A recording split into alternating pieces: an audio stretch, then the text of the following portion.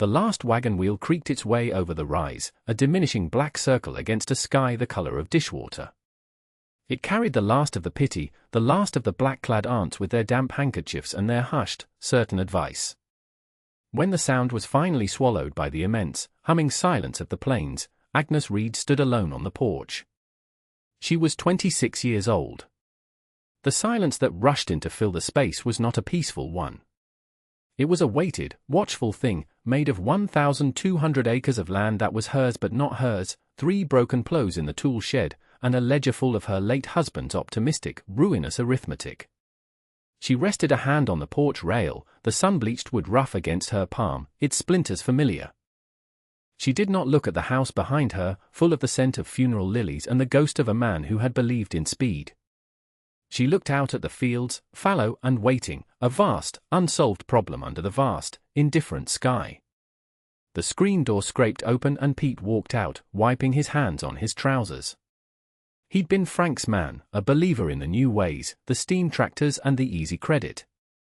He stopped a few feet from her, twisting the brim of his hat in his hands. "Well, Agnes," he started, his voice unnaturally soft. "I reckon I'll be heading on." "Nothing for me here now," she just nodded, her gaze fixed on the horizon where the wagon had disappeared. He shifted his weight. "You ought to listen to them. Your people. Sell it. Sell it all to the syndicate. They're paying a fair price. You could go back east, be comfortable." He was trying to be kind, but the pity in his voice was like grit in her teeth. A comfortable life was a cage she had never been shown. He saw her silence as grief, or maybe female helplessness. "There's no shame in it," he pressed on. "Frank," he aimed high. "Too high. This place, it needs a crew. It needs capital. It's no place for a woman on her own." Still, she said nothing. She had no words for him, because the argument he was making was with a world she was no longer a part of. He was speaking a language of surrender she had never learned. Finally, he gave a short, frustrated sigh. "Suit yourself." He put his hat on, pulled the brim low, and walked down the steps without looking back. She watched him walk the entire length of the lane, his stride confident, his back straight, a man walking away from a wreck. When he was just a speck, she finally turned. She did not go into the quiet, heavy parlor. She did not go into the kitchen to face the dishes from the mourners. She walked down the porch steps, her boots sinking into the dry, pale dust, and crossed the yard to the workshop. It was her father's building, not Frank's. The door was made of heavy, unpainted timber, silvered by decades of sun and winter. The iron handle was cool in her hand. She pulled, and it opened with a low groan of protest, the sound of something strong that had been left sleeping for too long. Inside, the air was thick with the holy scent of grease, cold iron, and sawdust. A single shaft of dusty light fell from a high window, illuminating the workbench, the rows of tools hanging in their specific, ordained places on the wall. This was the inheritance that mattered. She closed the door behind her, and the sound of it latching into place was quiet, but absolute. It was the only answer she had. A week later, a polished black buggy pulled by a handsome bay mare turned into the lane.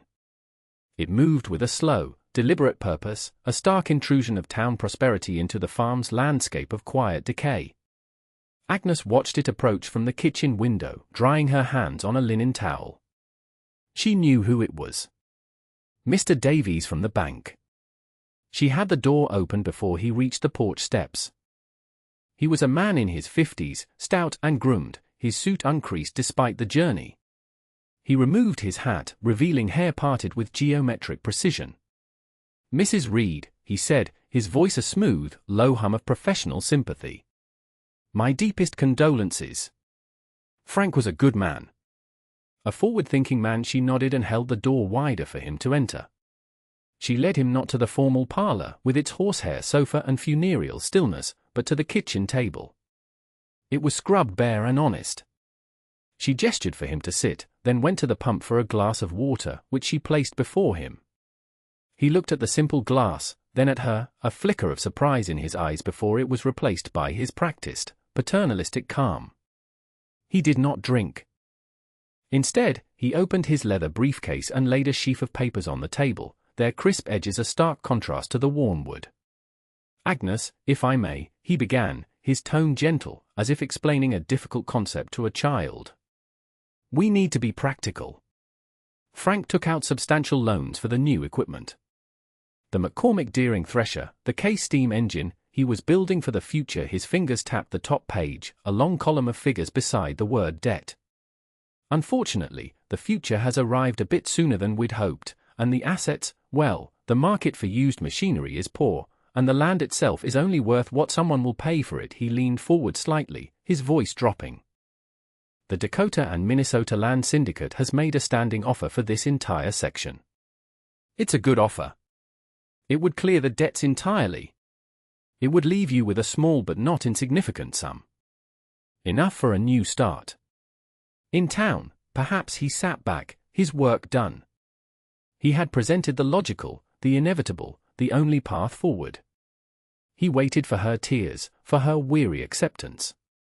Agnes looked at the papers, at the numbers that represented a dream that wasn't hers. She looked at Mr. Davies's polished, confident face. Let me tell you about that silence in the kitchen. It was not the empty silence of grief. It was the dense, packed silence of a decision that had been made long ago, a promise to a ghost who smelled of metal and earth, not bank stationery. She finally met his gaze. Her own was clear, without fear or plea. "I'll be keeping the farm," she said. The words were not a request. They were a statement of fact, as plain and solid as the table between them. Mr. Davies blinked. He seemed, for a moment, to be at a loss. He had come prepared for sorrow, not for this quiet, unmovable certainty. "My dear woman," he said, his paternalism curdling into exasperation. "You don't seem to understand. The interest alone, you have no operational equipment. No crew. The season is upon you." "I understand the season," she replied. Her voice was level. He sighed, a long, weary exhalation of a man burdened by the foolishness of others. He gathered his papers, his movements now brisk and dismissive. "The bank cannot, in good conscience, extend any further credit. The first note is due after the harvest. I urge you to reconsider."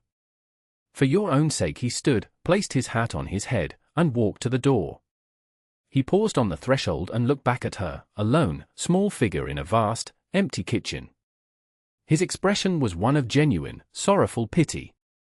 "We will be in touch in the autumn," he said, and then he was gone. Agnes stood at the table long after the sound of his buggy had faded, her hand resting on the worn, warm wood.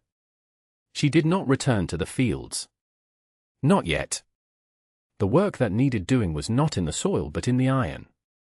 She went back to the workshop, her father's sanctuary. The air inside was still and cool, a respite from the anxious spring sun. For the first hour, she simply moved through the space, reacquainting herself with its order. Every tool had a painted outline on the wall behind it, a shadow waiting for its substance. Wrenches were arranged by size, from the massive, 2-foot-long nut breakers to the delicate ignition spanners. Files, rasps, and chisels lay in their designated slots. Nothing was new. Every hammer handle was dark with the oil of her father's hands, shaped by his grip. This was a library of practical knowledge, and she was its sole librarian. Frank had hated this place. He'd called it a museum. He'd built a new, flimsy shed for his new, flimsy equipment, a place that smelled of fresh paint and impending breakage. Agnes ignored it. On the highest shelf, wrapped in oilcloth, she found what she was looking for, the notebooks. There were 5 of them, bound in thick leather, the pages filled with her father's dense, blocky script. They were not diaries of feelings, but manuals for survival. They held records of rainfall, notations on seed germination, diagrams of gear assemblies, and chemical formulas for rust removal he'd invented himself. She took down the primary one, the master volume, and carried it to the workbench. The cover was stained with grease and something that looked like blood, and its corners were worn round. She opened it. The first page read, in his clear hand, Thomas Reed.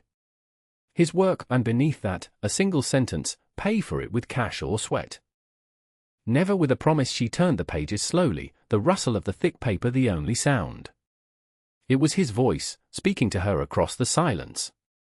Turkey red wheat, planted late, survives a dry June, and never trust a bolt you didn't tighten yourself. A good mule knows more about the ground than a government surveyor. She kept turning until she found the section she needed, titled simply, Gunslingers Plow, 1872 models. Frank had bought 3 new Oliver chilled plows on credit, calling her father's old one an anchor. Now, 2 of the Olivers sat in the weeds with cracked shares, and the third was a skeleton, cannibalized for parts that never seemed to fit. The Gunslingers sat in the dark corner of the barn, coated in dust and chicken droppings, but whole. The notebook dedicated 17 pages to it. There were hand-drawn exploded diagrams, each part numbered. There were instructions for reforging the share, for seasoning the hickory for the handles, for calibrating the angle of the moldboard to a precise degree. The land tells the plow what to do, he had written. This one listens. Agnes read the entire section twice, her finger tracing the diagrams. Then she closed the book, laid a clean piece of canvas on the workbench, and walked to the wall of tools. She took down a 1-inch box wrench, a set of calipers, and a ball-peen hammer. Her movements were not rushed. They were methodical, precise. She walked to the barn, her shadow long in the afternoon light. She looked at the old plow for a long moment, seeing not a relic, but a solution. She fitted the wrench onto the head of the main drawbar bolt, caked with years of rust. She braced herself, put her weight into it, and pulled. For a moment, nothing. Then, with a deep, grating groan that vibrated up her arms, the bolt began to turn. It was the sound of a long sleep being disturbed. It was the sound of preparation. Spring arrived not as a gentle green promise, but as a deadline. The damp, earthy smell of the thawing soil was a clock ticking. All around her, the air filled with the sounds of her neighbor's ambition, the clatter of new machinery and the shouts of hired men. They were planting corn, acres and acres of it, mortgaging their futures on a wet summer and a high market price. Agnes heard it all from the cool, metallic confines of the workshop. The door stayed shut. Her world had shrunk to the space between the forge and the workbench, her Bible the oil-stained notebook. The Gunslingers plow was now in pieces, laid out on the canvas in the exact order of its disassembly, like the skeleton of some prehistoric beast. Each bolt, nut, and washer sat in a small tin can, soaking in a rust-eating solution her father had devised from lye and vinegar. Her first task was the plowshare. It was not broken, like the new ones, but worn thin and rounded at the point. The notebook had a chapter for this. Steel has a memory, her father wrote. You just have to remind it. For 3 days, she worked the forge. She learned the rhythm of the bellows, the language of the fire. She learned to read the color of the metal, from dull cherry to a bright, shimmering yellow-white. The clang of her hammer on the anvil was a lonely, rhythmic heartbeat in the vast quiet of the farm. She would heat the share, draw it from the coals glowing like a captured piece of the sun, and hammer the point, turning and shaping it, working against the memory of 1,000 acres of soil. Then she would quench it, the hiss of steam a sudden, violent exhalation. It was brutal, exhausting work. Her arms ached, her hands were blistered, then calloused. She failed twice, overheating the steel until it became brittle, cracking under the hammer. She let the pieces cool, added them to the scrap pile, and started again, her jaw set. On the 3rd attempt, the share held its edge. She ran her thumb over it, the metal cool and sharp, a sliver of darkness against her skin. It was right. Next were the handles. The original hickory was cracked. Frank had tried to patch it with wire. Her father's note specified a piece of seasoned white oak, cured for at least 5 years. She found a plank in the rafters of the hayloft, marked with her father's chalk, 1879. She spent a week carving the new handles with a draw knife and a rasp, constantly checking their shape against the diagrams, ensuring the subtle curves were perfect for a human grip. As she worked, she was aware of the world outside. Riders would sometimes slow their horses as they passed on the main road, their gazes lingering on her fallow fields, on the silent house. She could feel their judgment, their certainty of her failure. For sale signs, stark whiteboards with black lettering, began to sprout like ugly weeds on the fence lines of the adjacent farms. First the Millers to the south, then the Jensens to the east. The syndicate was moving in. The pressure was a physical thing, a weight in the air. She ignored it. She finished the handles, sanded them smooth as bone, and treated them with linseed oil until they glowed. Finally, the day came for reassembly. With the notebook open on a crate, she began to put the beast back together. Each bolt was cleaned, oiled, and tightened to the specific tension her father had described. It was a slow, deliberate ritual. When the last nut was tightened, the plow stood before her, whole and solid. It was not shiny or new. It was a dull, purposeful grey, its oak handles warm to the touch, its share a blade of dark promise. It looked strong enough to break the world in two. The next morning, she led Bess and Jude, her two aging but steady mules, from the barn. She backed them into the newly repaired harness, their familiar, animal smell a comfort. She hitched them to the plow. She walked them to the edge of the west field, the largest one, its surface a dry, cracked skin. She took her place between the new oak handles, her hands fitting into them as if they were made for her. She clucked to the mules. They leaned into their collars. She lifted the handles, and with a soft, tearing sound, the sharp point of the share sank into the earth. She started walking, and a ribbon of dark, rich soil turned over behind her, a single, perfect line in the unbroken expanse. It was not a victory. It was just the start. The sun of that summer was not a source of life, but a brassy, malevolent eye in a cloudless, porcelain sky. The rains of May had been a cruel joke, just enough to coax the corn from the ground before vanishing completely. By July, the heat was a physical presence, a shimmering blanket that smothered the land. From her porch, Agnes could see the neighbors' fields turning a sickly, pale yellow, the corn stalks drooping, their leaves curling inward like fists clenched in agony. The air was thick with the smell of baked earth and dying hopes. This was the breaking point. Not a single, dramatic event, but a slow, grinding attrition of heat, dust, and isolation. Her own fields were different. Following her father's notes from the drought year of 81, she had not planted corn. She had planted Turkey red wheat, a hardier, winter variety he had spent years adapting for the local climate. Its roots ran deeper, searching for moisture the corn couldn't reach. More importantly, she had followed his instructions on dust mulching. While her neighbors had planted and then prayed for rain, she had been out every single day since the wheat had sprouted, working a one-mule cultivator between the rows. It was monotonous, back-breaking work under that relentless sun. The theory, as her father had written, was simple. The constant churning of the top 2 inches of soil created a fine, dry mulch that broke the capillary action of the earth, preventing the deep moisture from being wicked up to the surface and baked away by the sun. It was an old technique, one the modern farmers with their wide-set rows and steam tractors had dismissed as peasant work. It was, she was discovering, a fight for every drop of water. Her days took on a punishing rhythm. Up before dawn, while the air was still breathable. Out with the mule, up and down the long rows, the scrape of the cultivator blades the only sound. The dust coated her, filling her nose and throat, turning the sweat on her face to a gritty mask. By midday, the heat was unbearable. She would retreat to the shade of the house, her body screaming with exhaustion, only to force herself back out for the last hours of daylight. She grew thin, her skin burned brown, her eyes set deep in a face etched with fatigue. There were days she felt the solitude as a physical ache, a hollowness in her chest. She would see heat devils dancing over the neighbors' withered crops and feel a tremor of the same despair that must be consuming them. One evening, she slumped onto the porch steps, too tired to even pull off her boots. She leaned her head back against a post, her muscles trembling.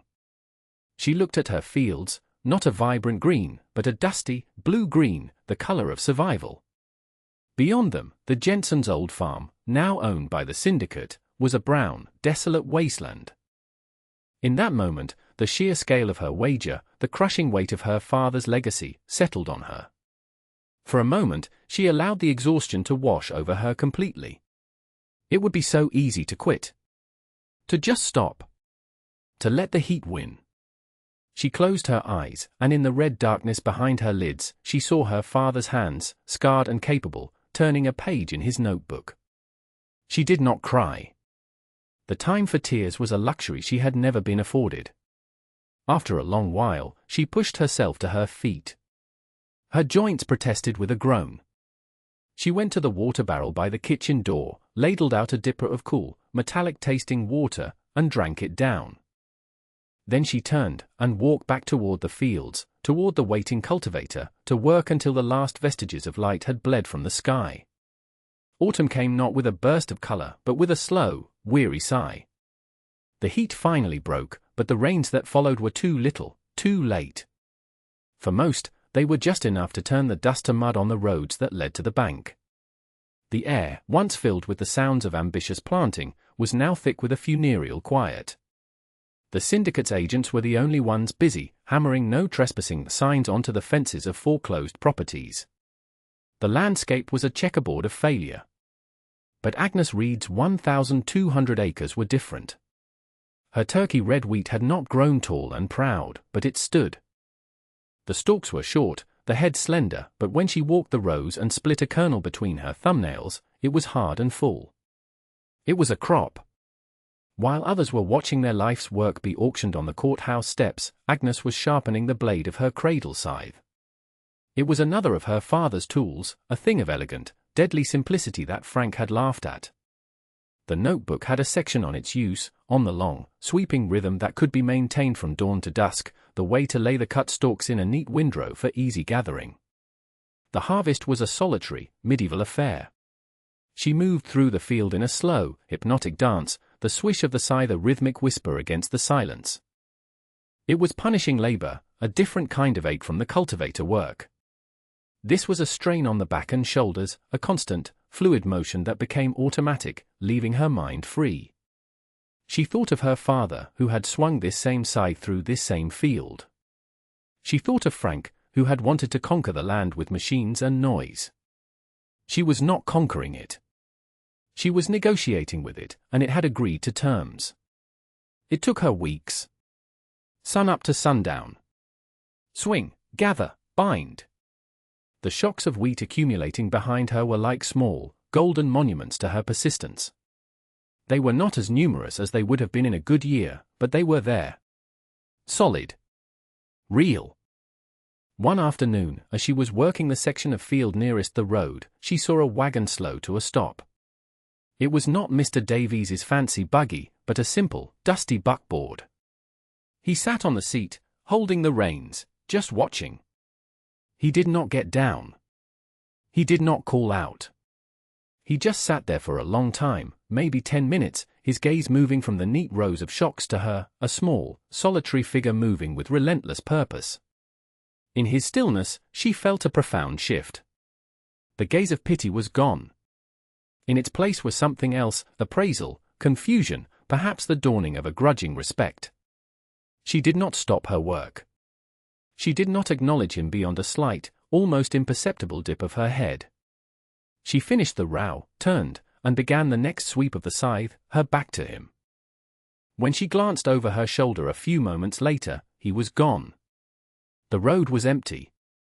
The quiet vindication was not a feeling of triumph. It was a simple, deep-seated calm. The land had spoken for her. There was nothing more to say. She finished her work as the sun set, the sky streaked with the colors of a bruise. She had a harvest. It was enough. Winter clamped down hard and early, burying the failed fields under a blanket of pure, unforgiving white. The silence of the plains deepened, broken only by the howl of the wind scouring the landscape. For many, it was the winter of their ruin, huddled in houses they no longer owned, waiting for the final notice to vacate. For Agnes, it was a time of consolidation. The wheat was threshed and stored, the bins in the barn full. The portion she needed for seed was set aside, each sack carefully labeled. She had sold the small surplus in town, not for a grand price, but for cash. Solid, real money that felt heavy in her hand. With it, she had walked into the county office and paid the property taxes in full. The clerk, a man who had known her father, had looked at the coins, then at her, and had simply stamped the receipt with a firm, satisfying thud. The farm was hers for another year. One afternoon in late January, with the snow piled high against the windows, there was a knock at the door. It was a tentative sound, almost lost in the wind. She opened it to find Mr. Davies standing on her porch. He was a different man from the one who had visited in the spring. His fine suit was gone, replaced by a heavy wool coat and a simple felt hat, which he now held crushed in his hands. The cold had whipped color into his cheeks, but his eyes were weary, and he looked older, smaller. He did not ask to come in. He stood on the windswept porch, the snow swirling around his boots. "Mrs. Reed," he said, his voice lacking its former smooth confidence. It was just the voice of a tired man. "I won't keep you. I came to—" He stopped, looking down at the hat in his hands as if searching for the right words. "Let me ask you something. What is the value of an apology? Not the quick, easy kind, but the kind that costs a man his certainty, the kind he has to travel miles through a blizzard to deliver. It is a reversal of the entire world."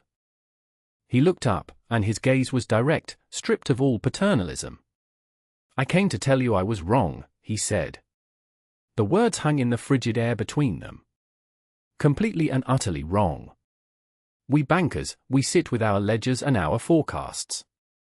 We think we know a thing or two about risk and assets." He gestured vaguely toward the white expanse of her fields, hidden under the snow. "But we don't have a column in the ledger for this. For what your father knew. For what you know." He took a breath, the cold air stinging. He knew the land. You listen to it. The rest of us, we've just been shouting at it, and we're surprised when it doesn't answer back. Half the county is broken, Mrs. Reed. The syndicate is choking on land it can't farm. They were all following my advice. The confession was stark, unadorned. It was the most honest thing she had ever heard him say. He reached inside his coat and pulled out a folded paper. "This is a new payment schedule for the remaining debt on the machinery. The terms are more appropriate. We are no longer concerned about your ability to manage." He held it out to her. She took the paper. She did not look at it. She looked at him, at this man who had come all this way to admit his world had been built on a faulty foundation. "Thank you, Mr. Davies," she said. Her voice was quiet, even. He gave a single, sharp nod, as if a great weight had been lifted from him.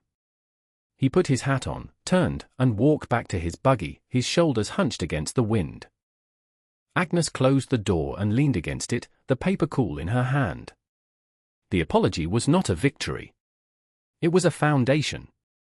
The next few years passed like the seasons, each with its own work, its own rhythm.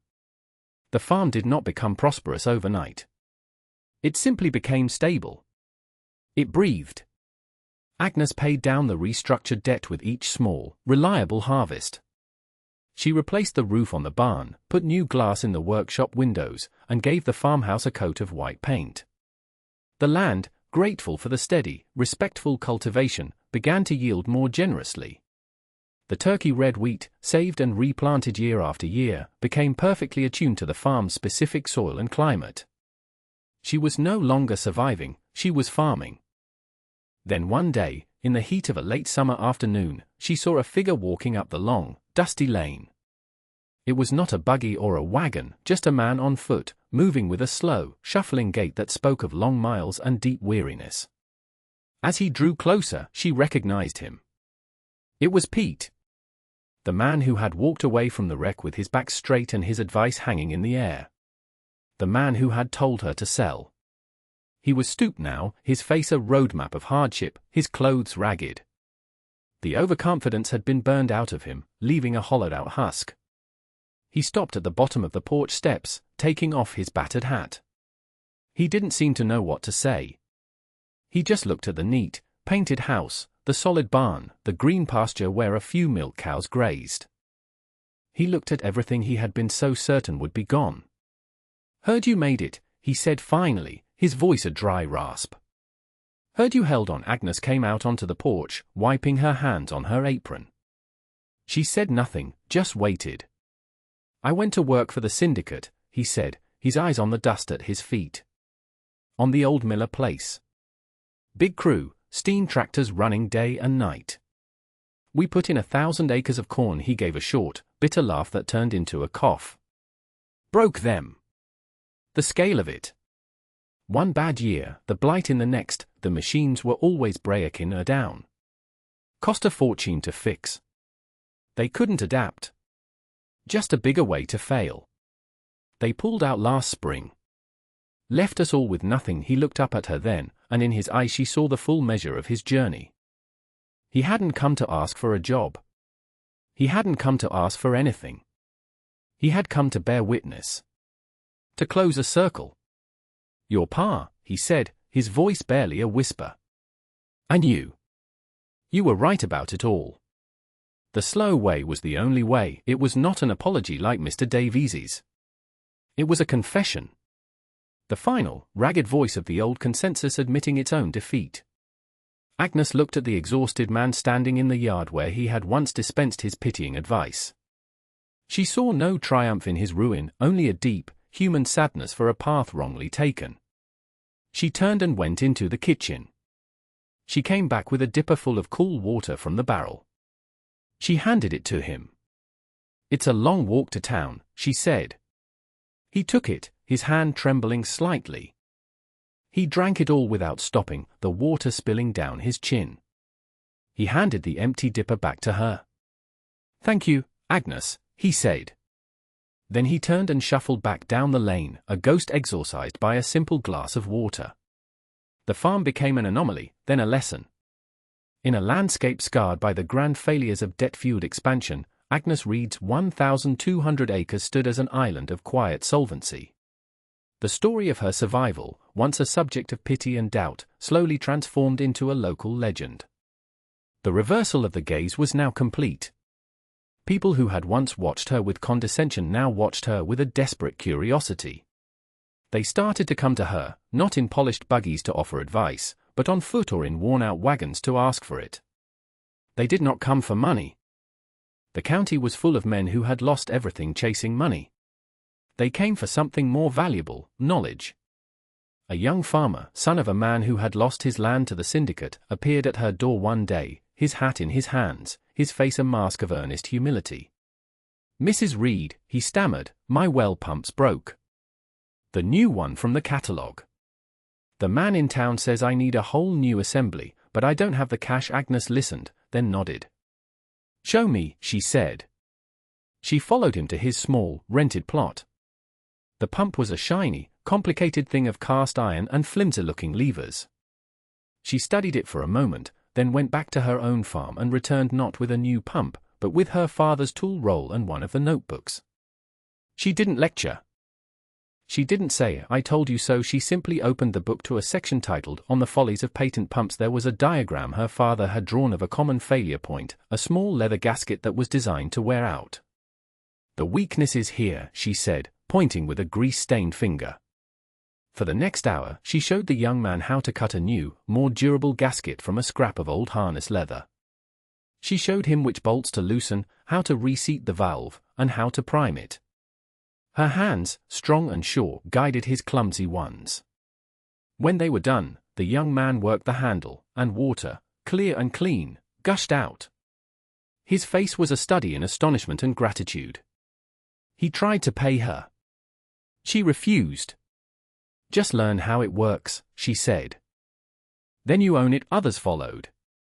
A woman whose husband had left came to ask about saving seed from her kitchen garden, terrified of having to buy it again next year.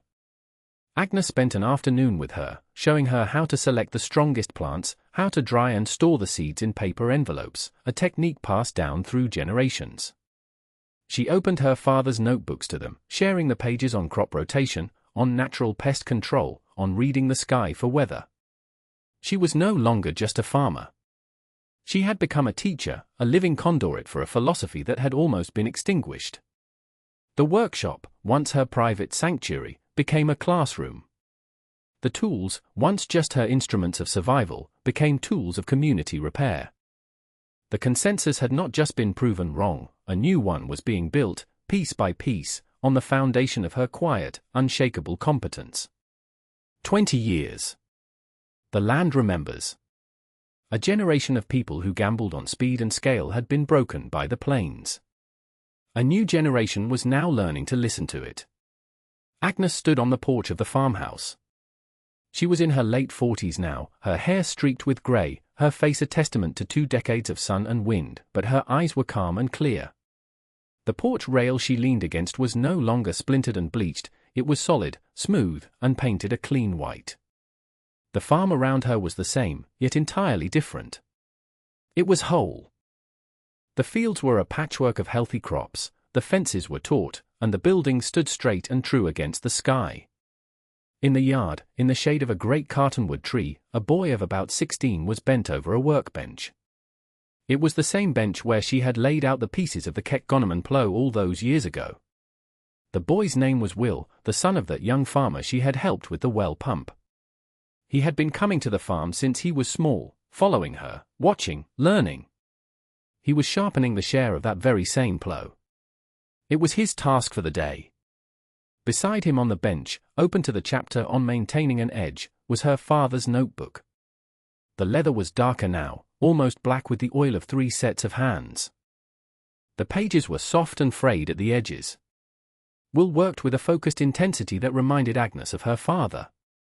He was not just scraping metal, he was reading it, feeling the angle, testing the edge with a careful thumb. He was not clumsy or hesitant. He was competent.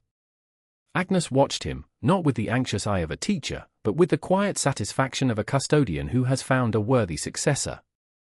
She had not had children of her own.